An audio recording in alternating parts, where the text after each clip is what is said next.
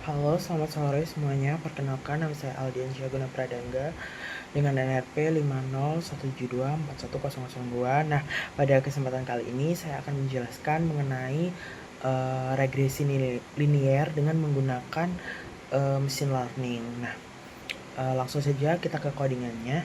Pertama-tama kita akan menggunakan beberapa library di Python. Itu yang pertama adalah pandas yang digunakan untuk membaca atau membersihkan dan mengolah data dalam bentuk tabel. Kemudian ada juga matplotlib yang digunakan untuk membuat grafik. Kemudian numpy untuk perhitungan array numerik. Kemudian ada juga scikit-learn itu digunakan untuk algoritma mesin learning dari regresi linier.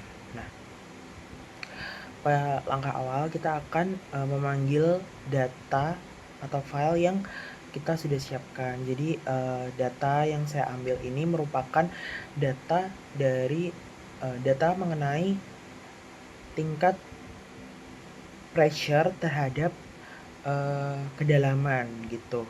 Nah, langkah awal yaitu kita akan memanggil datanya dengan df sama dengan pd read csv dengan nama file kimama pressure csv. Nah,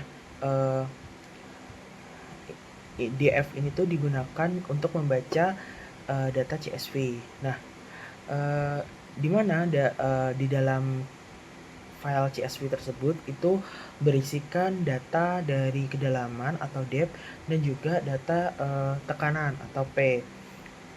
Kemudian selanjutnya kita akan membersihkan kolom yang tidak perlu dari df sama dengan df drop columns. Dia ini tuh digunakan untuk menghapus kolom yang tidak ada nama yang biasanya tuh muncul akibat sisa indeks dari file CSV-nya. Nah, sehingga alasan kenapa kita harus menghapus data ini karena kita harus menjaga data agar tetap rapi dan hanya menyimpan variabel penting. Karena yang di kemarin sebelum saya melakukan pembersihan kolom ini itu datanya akan ikut masuk ke dalam grafiknya gitu. Nah, kemudian kita akan membersihkan nilai dari numerik dengan df depth sama dengan df replace ini ya. Nah, ini tuh digunakan untuk menghapus karakter selain angka, titik, dan minus. Seperti satuan seumpama 2000 meter, nah dia akan atau 2000 m, dia akan diubah menjadi 2000 gitu. Karena selain data numerik dia tidak dapat dihitung. Karena alasannya itu karena machine learning tuh hanya bisa menerima angka bukan teks gitu. Nah, kemudian selanjutnya itu ada konversi ke numerik dan menghapus data yang kosong yaitu dengan df depth sama dengan pd to numerik. Nah, pd to numerik itu dia tuh digunakan untuk mengubah string menjadi angka. Kemudian untuk arrows sama dengan course itu jika dia itu bukan angka maka dia diisi dengan none gitu. Kemudian selanjutnya yaitu menentukan fitur dan target, dimana pada kali ini menggunakan dua variabel, dimana x sebagai variabel kedalaman dan y sebagai variabel tekanannya gitu. Nah, kemudian selanjutnya dengan visualisasi data. Yang pertama kita ketik plt sketcher xy sama dengan 8 label data asli. Kemudian untuk judulnya yaitu pressure dengan satuan mega pascal terhadap kedalaman dalam satuan meter gini. Kemudian sehingga muncul data seperti ini. Nah, data ini sebelumnya data itu saya ambil setiap interval 75 data sekali.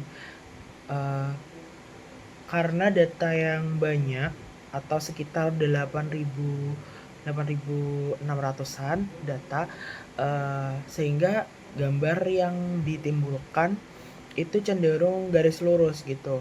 Jadi kita tidak dapat mengetahui plot-plot setiap kedalaman dan juga tekanannya, karena dia memiliki data itu setiap meternya gitu. Nah, sehingga saya akali agar datanya kelihatan, yaitu datanya saya ambil setiap 75 data sekali gitu.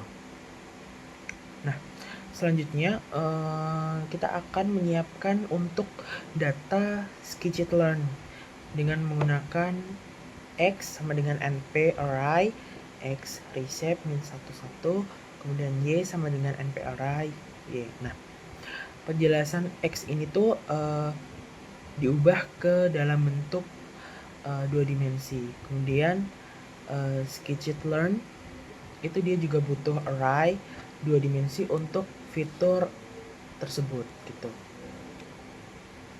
Kemudian selanjutnya yaitu membuat model, di mana linear regression itu digunakan untuk membuat objek model regresi linearnya nanti. Kemudian fit x, y dia itu seperti melatih model dengan menggunakan beberapa data gitu, sehingga nanti dapat mencari suatu persamaan garis yang terbaik, yaitu y sama dengan intercept plus slope kali x gitu.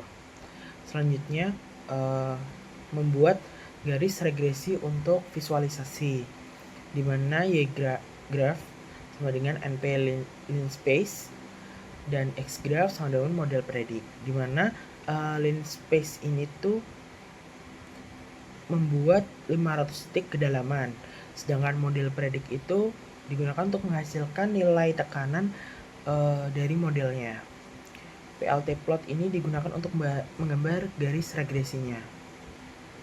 Setelah kita melihat model, kita akan mendapatkan nilai intercept dan juga slope-nya, sehingga kita akan munculkan dengan print intercept dan print slope, di mana intercept-nya ini merupakan nilai tekanan pada depth. Intercept-nya itu adalah nilai tekanan pada depth sama dengan 0, dan untuk slope itu adalah laju kenaikan tekanan per meter kedalaman. Kemudian untuk prediksi dengan data baru, itu digunakan untuk membuat data kedalaman baru dengan model menghitung tekanan berdasarkan persamaan regresi yang telah dibuat. Kemudian sudah. Nah, selanjutnya itu juga akan digunakan dengan menggunakan inversi. Nah, setelah itu data yang kita dapatkan dari machine learning, kita akan bandingkan datanya dengan menggunakan inversi, di mana pada machine learning ini tertera bahwa intercept-nya itu adalah negatif 0,76889 dan seterusnya. Sedangkan slope dia memiliki nilai 0,009743 dan seterusnya. Nah, untuk perbedaan antara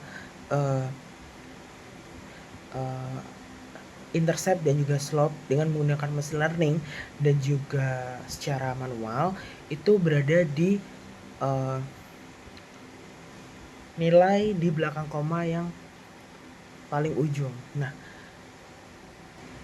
Nah, berarti hasil regresi linear yang diperoleh dengan metode machine learning atau melalui scikit-learn dan metode manual dengan perhitungan matriks, pada dasarnya itu menghasilkan model yang sama.